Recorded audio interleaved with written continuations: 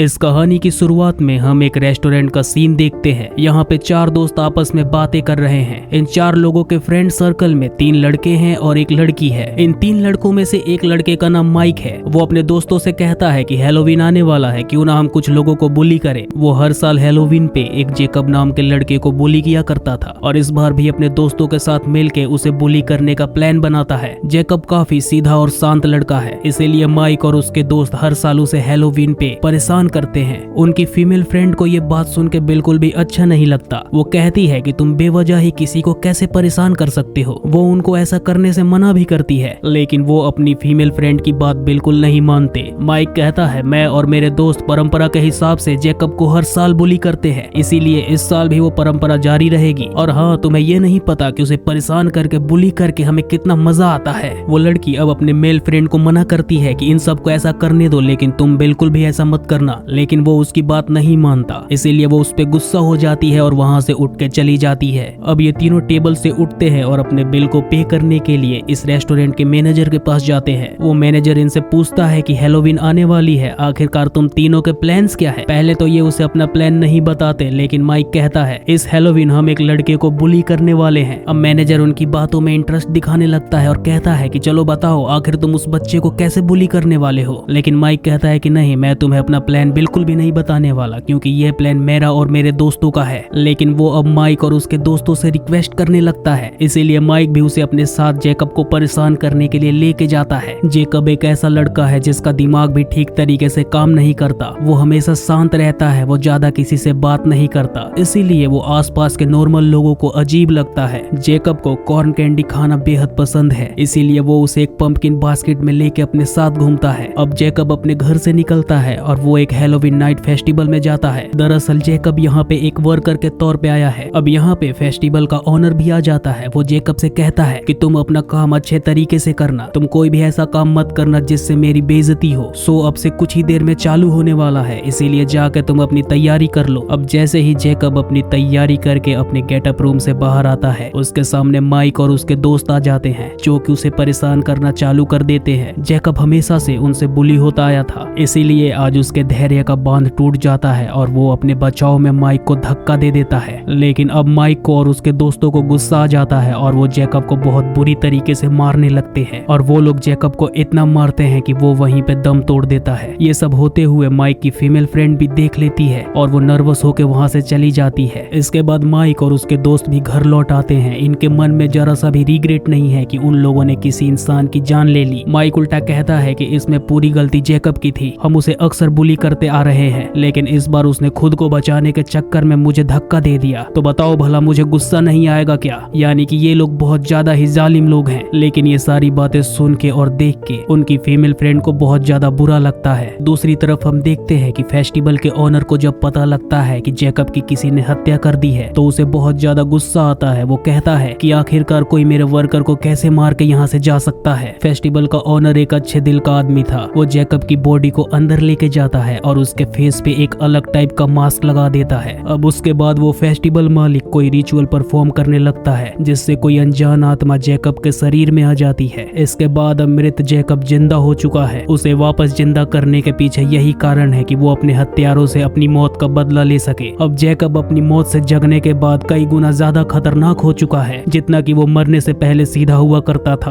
अब हम दूसरी तरफ देखते हैं कि माइक की फीमेल फ्रेंड इस टाउन के शेरिफ से जाके सारी बातें सच सच बता देती है कि जेकब को किसने मारा है और कितनी बेरहमी से मारा है। शेरिफ इस घटना को नोट कर लेता है और उससे कहता है कि अभी तक किसी ने भी ऐसी रिपोर्ट नहीं करवाई है। साथ ही उसे एक और बात पता चलती है कि जेकब को मारने में उसका खुद का बेटा माइक भी शामिल है। माइक दरअसल इस टाउन के शेरिफ का ही बेटा है। ये सुनने के बाद शेरिफ को बिल्कुल भी यकीन नहीं होता, क्योंकि वो इस टाउन का शेरिफ है और उसका बेटा ऐसी घिनौनी हरकत कैसे कर सकता है। अब शेरिफ इसकी तहकीकात करने के लिए सीधे फेस्टिवल के ओनर के पास जाता है। वो उससे पूछता है कि जेकब कहाँ पर है। फेस्टिवल का ओनर उसे जवाब देते हुए कहता है कि सबको गलत लगा था कि जेकब मर चुका है, लेकिन वो मरा नहीं था, वो बस थोड़ा जख्मी हो गया था और बेहोश हो गया था, इसीलिए मैंने उसे घर पे आराम करने के लिए भेज दिया है। यहाँ पे फेस्टिवल ओनर ने जेकब को जिंदा बताया, क्योंकि उसके शरीर में अब किसी और आत्मा का वास है, इसीलिए टेक्निकली अब जेकब को मरा हुआ हम नहीं कह सकते। अब इसके बाद शेरिफ सीधे जेकब के घर जाता है और उसका जाके दरवाजा नॉक करता है, लेकिन अंदर से कोई भी दरवाजा नहीं खोलता, इसीलिए वो वहाँ से चला जाता है। अब इधर हम देखते हैं कि माइक की फीमेल फ्रेंड किसी को कॉल कर रही होती है। इतने में ही उसका बॉयफ्रेंड वहाँ पे आ जाता है। वो उससे बताता है कि शेरिफ ने जैकब के केस की तहकीकात की है और उनको पता चला है कि जैकब मरा नहीं है, वो जिंदा है। ये सुनने के बाद उसके फ्रेंड के दिल को काफी ज्यादा तसल्ली मिलती है। जिसके बाद ही सीन चेंज हो जाता है। हम उस रेस्टोरेंट के मैनेजर को देखते हैं जो कि किसी से बता रहा होता है कि मेरी इस बार की हैलोवीन काफी ज्यादा अच्छी गुजरी है। ऐसा हैलोवीन आज तक मैंने अपने जीवन में कभी भी सेलिब्रेट नहीं किया था, क्योंकि माइक के दोस्तों के साथ मिलके इसने भी जैकब को मारा था। इसके बाद वो मैनेजर वॉशरूम में जाता है। वो वहाँ पे देखता है कि वही पंपकिन बास्केट पड़ा हुआ है जिसके अंदर कॉर्न कैंडीज है। वो उन कैंडीज को उठा के खाने लगता है। तभी इतने में ही वो डरावना मास्क लगा के जैकब वहाँ पे आ जाता है। वो मैनेजर को गले से पकड़ के हवा में टांग देता है और दूसरे हाथ से उसकी पेट की अतड़ियां बाहर खींच लेता है, यानी कि खुद को परेशान करने वालों में से एक की उसने अब जान ले ली थी। मैनेजर की मौत के बाद वहाँ पे उस टाउन का शेरिफ भी आता है। वो उस जगह की तहकीकात करता है। उसे हर जगह कैंडी कॉर्न पड़ी हुई मिलती है। थोड़ी और तहकीकात करने पे पता चलता है कि उस रात जैकब को परेशान करने वालों में वो मैनेजर भी शामिल था। अब शेरिफ को जैकब के ऊपर शक होने लगता है। उसे लगता है कि शायद इस मर्डर के पीछे जैकब का ही हाथ है। वहाँ मौके पे माइक की फीमेल फ्रेंड भी अपने बॉयफ्रेंड के साथ पहुंच जाती है। शेरिफ उनको सारी सच्चाई बताता है और वो दोनों जाके अपने बाकी के दोस्तों को ये सारी बातें सुन के माइक उस बात को लाइकली लेता है। कहता है कि ऐसा हो ही नहीं सकता कि जैकब किसी का भी मर्डर कर दे, क्योंकि अगर उसके अंदर इतनी हिम्मत होती तो वो खुद को भी बचा सकता था। वो कहता है कि मैं हरगिज नहीं मानने वाला कि उसका मर्डर जैकब ने किया है। हो सकता है कि उसकी किसी से जाती दुश्मनी हो और उसका मर्डर उन लोगों ने ही किया हो। माइक की ये बातें सुन के उसके बाकी के दोस्त भी उसी की बातों पे यकीन करने लगते हैं। ये सारी बातें माइक और उसके दोस्त अपने ही किसी दोस्त के घर पे कर रहे होते हैं और जब ये बात खत्म हो जाती है तो सभी लोग यहाँ से चले जाते हैं। लेकिन माइक और बाकी दोस्तों के जाने के बाद ही वहाँ पे अलग अलग घटनाएं होना चालू हो जाती है। वो देखता है कि कुछ दूरी पे वही पंपकिन बास्केट पड़ा हुआ है। वो उस पंपकिन बास्केट को देखता है और उसकी तरफ धीरे धीरे अपने कदम बढ़ाने लगता है। लेकिन इतने में ही पीछे से जैकब निकल के आता है और उसे दीवार से चिपका देता है। वो अपने पैने हाथों का इस्तेमाल करके उसकी रीढ़ की हड्डी उसके शरीर से खींच के अलग कर देता है, जिससे माइक के तीसरे दोस्त की बहुत ही बेरहम और दर्दनाक मौत होती है। अब इस मर्डर के बाद टाउन के शेरिफ का शक धीरे धीरे यकीन में बदलने लगा था। उसे लगने लगा था कि ये सारे मर्डर्स के पीछे जैकब का ही हाथ है। इसीलिए वो फेस्टिवल के ऑनर के पास जाता है। लेकिन फेस्टिवल ऑनर वापस से उसी बात को दोहराता है। वो कहता है कि मैंने आपसे कहा ना कि मैंने उसे छुट्टी दे दी है और रेस्ट करने के लिए उसे घर पे भेज दिया है। शेरिफ और फेस्टिवल ऑनर के बीच ये बातें चल ही रही होती है। इतने में ही वहाँ पे दूसरा पुलिस वाला आता है और कहता है कि माइक के दूसरे दोस्त की भी मौत हो चुकी है। जिसके बाद शेरिफ वापस से मौका वारदात पे पहुंचता है और वहाँ पे देखता है कि वहाँ पे भी हर तरफ कैंडी कॉर्न बिखरे पड़े हैं। अब ये सब देखने के बाद शक की कोई गुंजाइश ही नहीं थी। अब उसे यकीन हो गया था कि इन सभी मर्डर्स के पीछे जैकब का ही हाथ है। अब शेरिफ को समझ आ चुका था कि जैकब को यूं खुला छोड़ना बहुत ही खतरनाक बात है। इसीलिए वो फौरन बिना किसी देरी के जैकब के घर जाता है। वो जब उसके घर की तलाशी ले ही रहा होता है, इतने में ही उसके पैर से एक अजीब सी चीज टकराती है। जिसके बाद वो नीचे देखता है तो उसे एक जर्जर हालत में एक सड़ी हुई लाश दिखती है। लाश की शनाख्त करने के बाद पता चलता है कि वो किसी और की नहीं बल्कि जैकब की माँ की ही लाश है। अब जैकब खुद से ही खुद के काबू में नहीं था। वो अपने आसपास किसी को भी जिंदा नहीं छोड़ रहा था। सामने वाला कसूरवार हो या फिर बेगुना, अब जैकब को इससे कोई भी फर्क नहीं पड़ता। जैकब के अपने घर पे न होने की वजह से शेरिफ उस घर से बाहर निकलता है और बाहर उसकी तलाश चालू कर देता है। वो अपने बेटे को कॉल करता है और कहता है कि अगर तुम घर से बाहर गए तो तुम अपनी जान से हाथ धो बैठोगे, इसीलिए चुपचाप घर में बैठो। अब शेरिफ शहर में जितने भी फेस्टिवल्स और इवेंट्स हो रहे थे उन सब पे रोक लगा देता है और कहता है इस टाइम बाहर घूमना किसी के लिए भी महफूज नहीं है, इसीलिए सभी लोग अपने घर पे ही रहे। शेरिफ की ऐसी बातें सुन के सभी लोग गुस्सा हो जाते हैं क्योंकि उनके एंजॉयमेंट में ये खलल थी। अब इधर फेस्टिवल ऑनर के जितने भी वर्कर्स होते हैं वो अपने ऑनर से सवाल पूछते हैं। वो कहते हैं कि आखिरकार कौन सी ऐसी बात है जो आप हमसे छुपा रहे हैं। सभी लोग उससे कहते हैं कि ये कमाने का सीजन है, अगर हमारा फेस्टिवल चालू नहीं हुआ तो हम कमाएंगे कैसे, हमारा घर कैसे चलेगा। सभी लोग काफी चिंतित थे। तभी उन वर्कर्स में से एक बोलता है जिसका नाम विशप था। वो फेस्टिवल ऑनर से कहता है कि अगर आप जो कर रहे हैं और वो सही है तो सारी सच्चाई आप हमें बताइए। अगर वो बात वाकई में सही हुई तो हम भी आपका पूरा पूरा साथ देंगे। जिस पे वो ऑनर कहता है कि हाँ, मैं जो कर रहा हूँ पूरे अपने होशो हवास में कर रहा हूँ और वो 100% सही है। जिसके बाद ही वो अपने वर्कर्स के सामने एक स्पीच देता है। वो कहता है कि आज से पहले हमें समाज में जितने भी अमीर लोग हैं दबाते आए हैं, वो बस अपनी मनमानी करना जानते हैं, हम जैसों को कीड़ा मकोड़ा समझते हैं। इसीलिए हमें अपने हक और सम्मान की लड़ाई खुद ही लड़नी होगी, क्योंकि सम्मान से बड़ी कोई भी चीज नहीं है और इसके लिए मुझे जो भी करना पड़े मैं वो करूंगा। फेस्टिवल ओनर ओनर की बात सुनने के बाद उसके सारे वर्कर्स उसकी बातों से सहमत होते हैं और साथ ही उसके काम में शामिल भी हो जाते हैं। अब हम दूसरी तरफ देखते हैं कि माइक की फीमेल फ्रेंड और उसका बॉयफ्रेंड एक थिएटर के अंदर एंजॉय कर रहे हैं। इतने में ही उसकी फीमेल फ्रेंड कुछ देर के लिए वहाँ से बाहर जाती है। वो कुछ देर के बाद लौट के वापस आती है तो देखती है वहाँ सीढ़ियों पे वही पंपकिन बास्केट रखा हुआ है और उसके बॉयफ्रेंड की किसी ने हत्या कर दी है। अभी वो यहाँ का सारा मंजर देख के समझ ही रही होती है कि आखिर यहाँ पे हुआ क्या है। इतने में ही जैकब पीछे से आता है और उसके मुंह से उसकी जबान खींच के बाहर कर देता है। जैकब को सताने में भले ही उस लड़की का कोई हाथ नहीं था, लेकिन जैकब अब उन सब की ही हत्या कर रहा है जो उसे सताने वालों के साथ घूम रहे हैं। इस थिएटर में इन दोनों की हत्या हो जाने के बाद टाउन का शेरिफ भी यहाँ पे पहुंच जाता है। अब उनको मरा हुआ पाने के बाद वो वापस अपने बेटे के पास कॉल करता है। वो अपने बेटे माइक से कहता है कि तुम्हारे सारे दोस्त मारे जा चुके हैं और अगर तुम जिंदा रहना चाहते हो तो तुम मेरे घर के अंदर ही छुपे रहना, वहाँ से बाहर बिल्कुल भी मत निकलना। लेकिन ये बातें माइक की ईगो पे लग जाती है। अब वो सोचने लगता है कि भला वो कम दिमाग का जैकब मुझे कैसे मार सकता है और वो गुस्से में घर से बाहर निकल जाता है उसे ढूंढ के खत्म करने के लिए। माइक यहाँ से निकलने के बाद सीधे फेस्टिवल ओनर के पास जाता है ताकि वो पूछ सके कि आखिरकार चल क्या रहा है। लेकिन जैसे ही माइक वहाँ पे पहुँचता है वहाँ का एक फेस्टिवल वर्कर उस पे हमला करके उसे बेहोश कर देता है। अब इधर माइक के फादर यानी कि शेरिफ अपने घर आते हैं और देखते हैं कि माइक वहाँ पे नहीं है, बल्कि उसे अपने घर पे फेस्टिवल का ओनर बैठा दिखता है। शेरिफ उसके ऊपर गन पॉइंट करके पूछते हैं कि मेरा बेटा कहाँ पर है। इतने में ही फेस्टिवल का वर्कर भी सब पीछे से आ जाता है और शेरिफ के ऊपर हमला कर देता है। शेरिफ बेहोश हो जाता है। शेरिफ के बेहोश होते ही फेस्टिवल ओनर उसका गला काट देता है। इधर हम देखते हैं कि माइक को होश आ जाता है। वो एक चेयर से बंधा हुआ है। वो जैसे तैसे खुद को आजाद कर लेता है। वो इधर उधर देखता है लेकिन उसे वहाँ पे कोई भी नहीं मिलता। वो वहाँ पे इधर उधर किसी को अपनी मदद के लिए ढूंढ रहा होता है। इतने में ही शेरिफ की गाड़ी उसे आती हुई दिखती है। उसे लगता है कि उसके फादर आ गए हैं उसे बचाने के लिए। लेकिन जैसे ही वो कार माइक के करीब आती है वो देखता है कि कार के बोनट पे शेरिफ की मुंडी बुरी हालत में टंगी हुई है। ये देखने के बाद माइक के होश उड़ जाते हैं। वो रोने लगता है। अब माइक को समझ में आ गया था कि उसका भी आखिरी टाइम आ चुका है, वो भी मरने वाला है। इतने में ही उसके सामने से जैकब आ जाता है जो कि उसे टॉर्चर करके बहुत ही गंदी मौत देता है। वो उसके शरीर से उसके दोनों हाथों को उखाड़ बाहर फेंकता है। इसके बाद जैकब माइक का मुंह खोलता है और एक एक करके उसके सारे दांत उखाड़ देता है। वो माइक को इतना ज्यादा टॉर्चर करता है कि दर्द के मारे उसकी मौत हो जाती है। इसके बाद ही सीन चेंज हो जाता है। हम देखते हैं कि फेस्टिवल ओनर किसी और शहर में अपना शो कर रहा है। वो वहाँ पे एक लड़की को नेकलेस देता है जो कि माइक के दांतों से बना था। वो उसे जैकब के बारे में भी बताता है लेकिन उस लड़की को इस बात पे यकीन नहीं होता। वो लड़की कहती है कि भला कोई मरने के बाद जिंदा कैसे हो सकता है और वो किसी की जान कैसे ले सकता है। तभी ओनर कहता है कि कुछ लोग बेवजह ही किसी मासूम की जान ले लेते हैं। तब ओनर कहता है ऐसे ही जालिम लोगों को सबक सिखाने के लिए जैकब जैसे लोगों को वापस जिंदा होना पड़ता है। और इसके साथ ही ये कहानी यहीं पे खत्म हो जाती है। दोस्तों उम्मीद करता हूँ ये कहानी आप लोगों को जरूर पसंद आई होगी।